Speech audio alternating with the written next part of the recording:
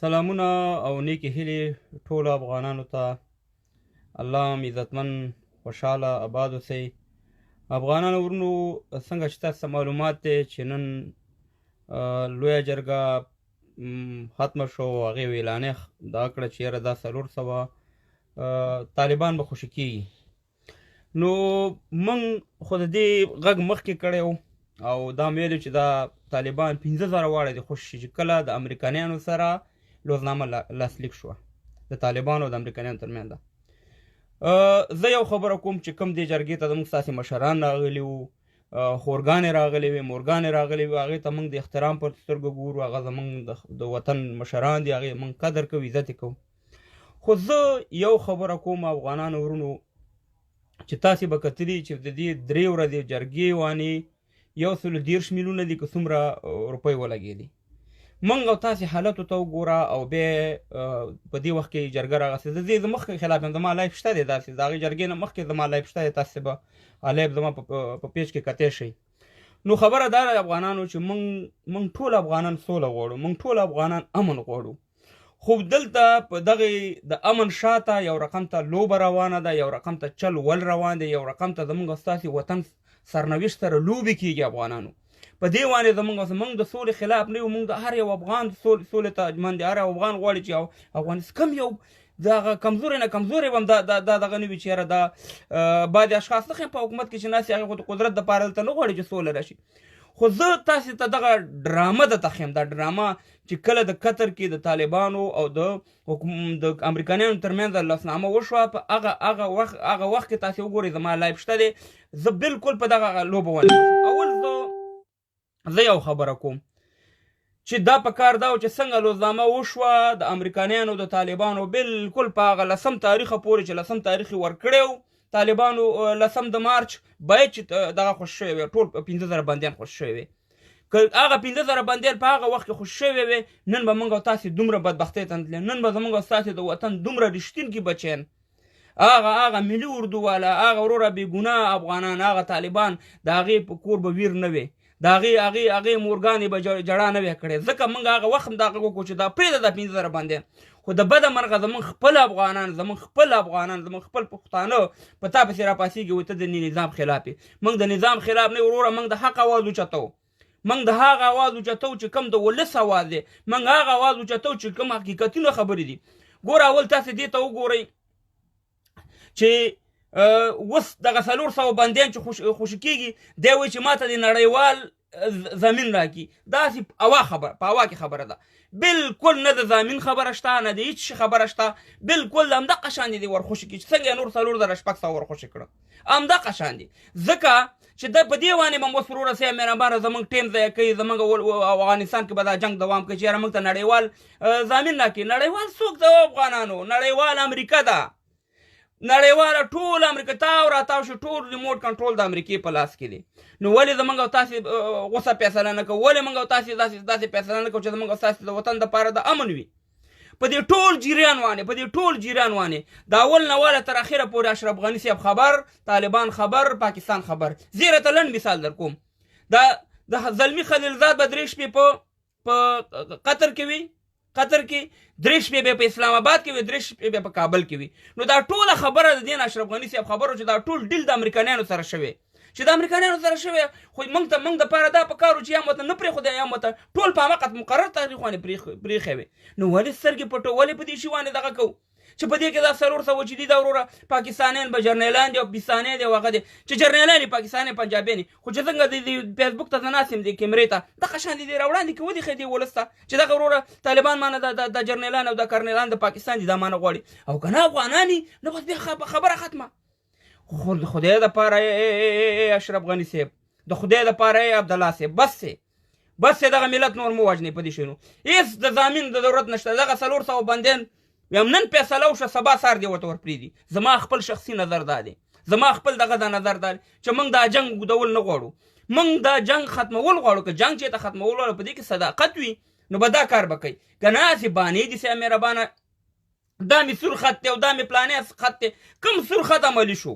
کوم سور خط دغه حکومت عملي کو افغانانو؟ تا په افغانستان کې خلک د ولږې مرې بېګاله د ډوډۍ درک نه لګېږي. تا 130 میلیونه په دغه 3 ورځې جرګه وانې ولګولي. څه ضرورت ولې دې جرګې؟ څه دغه دی؟ دلته وروره هره فیصله چې کېږي، ما مخکې ویلې، هره فیصله چې کېږي ریموټ کنټرول په واشنګټن کې دی. هر کار چې کېږي ریموټ کنټرول په واشنګټن کې دی. موږ باید خپل مغزه وجنګو. موږ باید د خپل وطن دپاره کار وکړو. که چېرته موږ او تاسې غواړو چې سوله وشي، چې غواړو چې امن وشي، امن راشي، د هغې دپاره وروره د ډېر شي نه به ته تېرېږي. تا د 2مه میاشت او نن چې ده په 2مه میاشت کې په یو کم 13 تاریخ باندې د طالبانو د امریکایانو ترمنځ دغه وشوه، لاسلیک وشو چې 15,000 بندیان به ورکړي. نن کومه میاشت ده؟ دا تقریبا اګست میاشت ده. تقریبا 15 میاشتې په دې وانې وې چې سور خط دی، دومره بندیان در پرېږدم، کله 300 پرېږده، کله 200 پرېږده، کله 500 پرېږده. ټولې لوبې ټوکې دي، ټول چل ول دی. زه هغه خلکو ته ویم چې دا ټول خلکو باندې دا خبرې بدې لګېږي. د اشرف غني صاحب باندې چې همداسې ولاړ دي، ځانونه نه به دغه نه جوړوئ ګلخانان. حق ته به حق ووئ. که اشرف غني صاحب ملامت دی دغه شانې بیا ورته ویوئ، که عبدالله صاحب ملامت دی دغه شانې بیا ورته ویوئ، که طالب ملامت دی دغه شانې به ورته دا خبره کوئ. دا 400 بندیان دي پرېږده. دې نه وروسته که چېرته طالب جنګ ته دوام ورکړو، موږ ټول خلک به ورته وایو چې وروره ته اوس ملامت یې، ته نه غواړې چې جنګ ختم شي، ځکه ستا بهانه د 15,000 بندیانو وه، خبره ختمه شوه، اوس راشه سولې ته کښېنه. زما الحمدلله زما ویډیوګانې شته دي، زما لایفونه شته دي چې په دې بندیانو باندې ما کړي. دا او نن امقه خبره وشوه، نن امقه کار وشو. خو دا خبره زه بالکل نه منم چې موږ د نړیوالو نه ضامن غواړو چې دا 400 ته چې ضامن غواړې، خو د 4,600 بندیانو هم ضامن به دې غوښتی وي. اوس بیا ولس په دې غولوئ، په دې باندې بیا ټایم ضایع کوئ. نه، فورا دا خبره ختمول که غواړو. ما تاسو ته مخکې ویلې چې د افغانستان سوله کول، چې څوک خود مختار دغه د افغانستان چارواکي چې هر طرف ته وي، په خدای کې نو که په دې یوې جمعې کار دی، په یو جمعه کې دا هر مشکل حل کېږي. خو که چېرته نیت صفاوي، زړه صفاوي او غلامي دماغ نه وي او دا شی پکې نه وي، دا سوله د یو جمعې کار دی. وروره دلته ختمه شوه خبره. موږ به په تېر شوي شیانو باندې نه غږېږو چې طالب ظلم کړی، حکومت ظلم کړی، دام کړی، هغه کړی. دغه یو شی سر نه نیسي. موږ د چا نه پوښتنه وکړه 43 کاله دلته په دې افغانستان کې ظلم شوی، 43 کاله دلته په افغانستان کې وژنې شوي، 43 کاله دلته بمبارانې شوي، دلته وروره خلک په بمونو کې الوتي، دلته وروره زموږ د دې پوښتنه به څوک د چا کم نه کوي. نو په دې باندې باید موږ او تاسې نور وخت ضایع نه کړو. په دې باندې اوس موږ او تاسې مبارزه وکړو چې د 400 بندیان فورا د دې ازادي موږ غواړو او فورا بین الافغاني خبرې شروع کېدل پکار دي. فورا د امن دپاره یو فضا جوړول پکار دي چې ورباندې شو، نور د بدبختۍ هم نه خلاص شو. و افغانانو نور د دنیا تاسې بس دی د خدای په لحاظ. په کوم ملک کې داسې جنګ شروع دی لکه په موږ باندې چې دی؟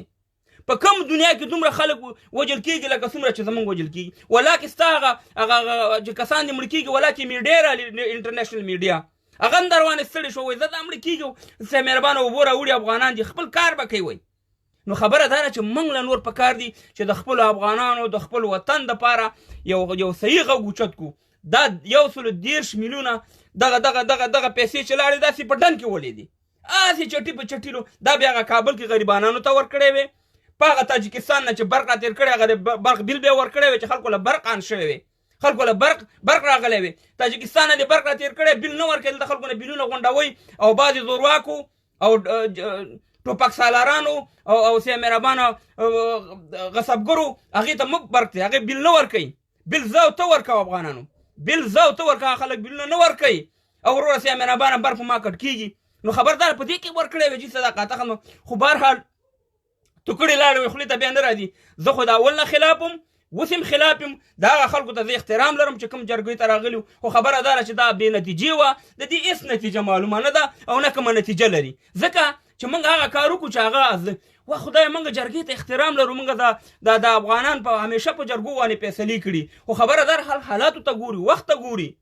دغه دنیا جرګې کوي، د دنیا هیوادونه اوس جرګې کوي، حالت سره تغییرات خوري، حالت سره وروره نوې ټکنالوژي راځي، نوې شیونه راځي. پخوا به سړی وروره د جلال آباد نه به چې کابل ته تلو په 6 شپو کې 15 شپو کې 10 شپو کې به داسې رسېدو یا په پیدل مزل وي. اوس ته په موټر کې کښېنې په 2-3 ساعتو کې رسېږي، جاز کې کښېنې په نیم ساعت کې رسېږي. اوس دنیا تغییرات خوړلي وروره. دنیا اوس وروره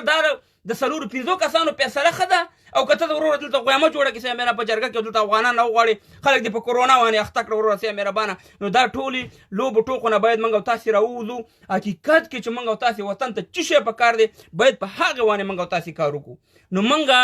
بالکل دا خبره اوس نن بیا په وضاحت سره کوو چې بالکل د 400 بندیانو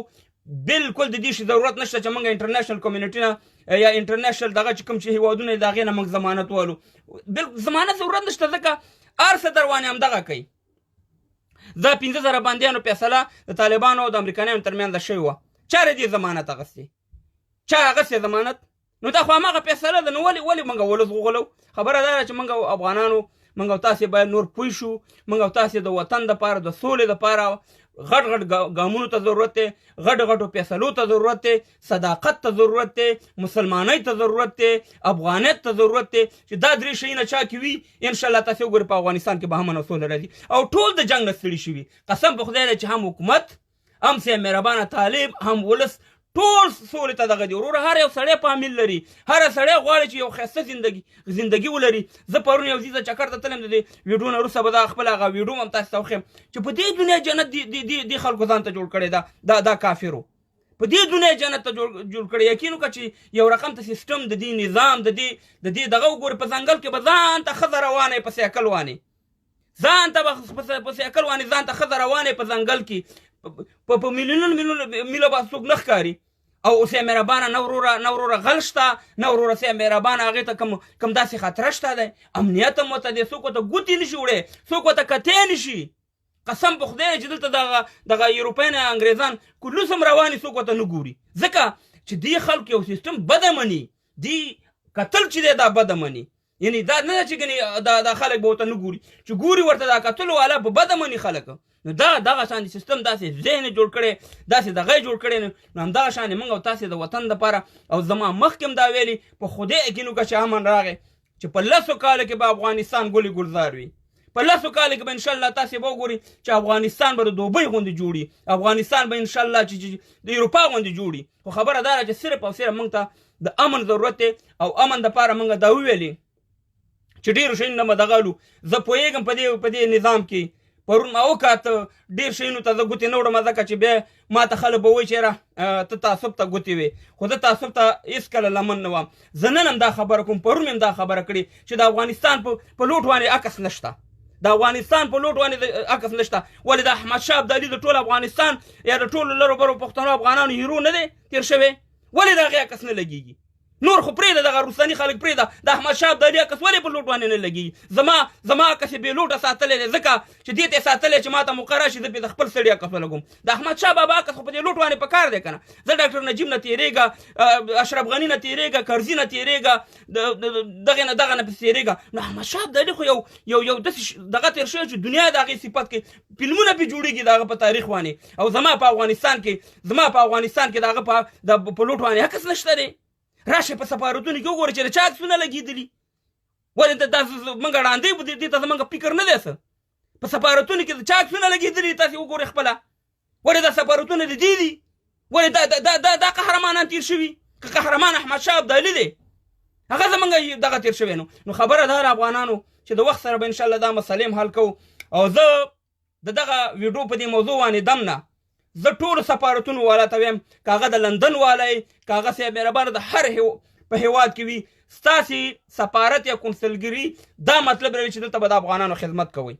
دلته چې په لندن کې کوم سفارت دی دې ته زر ټلیفون نه و که ستا ټلیفون ته جواب نه درکوي ځکه په دې کې دا دغه بدل شوی مخکیني کسان ما پیژنده اوس پکې کسان بدل شوي دي ټلیفون ورته کول ته د افغان مشکل نه حل کېږي زه درته یم په انسانیت پوه شئ په افغانیت پوه شئ موږ درپسې بیا لایفونو کې هم راځو موږ درپسې هلکان هم موږ سره شته الحمدلله چې سم بیا په خوله راځي هغه راته یو خو سم د سړي ځانه جوړ کړئ افغانان ځانه جوړ کړئ خدمتګار ځانه جوړ کړئ دلته د افغانانو خدمت دپاره راغلي یاستئ دې دپاره نه راغلي یاستئ چې تا راته توره کوټې اغوستې ده او صاحبانه تور موټر دې دی او د افغانستان 10,000 ته دلته د میاشتې مصرف کې سفیر او دا نور شرافونه چې هر ځای کې هستي کار زما ورور مې ولا کې پرېږدم نو خبره دا ده چې افغانانو زما همدومره لایف و چې موږ او تاسې د سولو دپاره که کار کوو بالکل دا 400 بندیان بې قیده بې شرطه دې ورپرېږدي او که بیا چاته دا شک وي او حکومت سره دا ثبوت وي چې دا پاکستانیان دي یا نور دي پنجابیان دي خو بیا دې وښیي په ویډیو کې دلته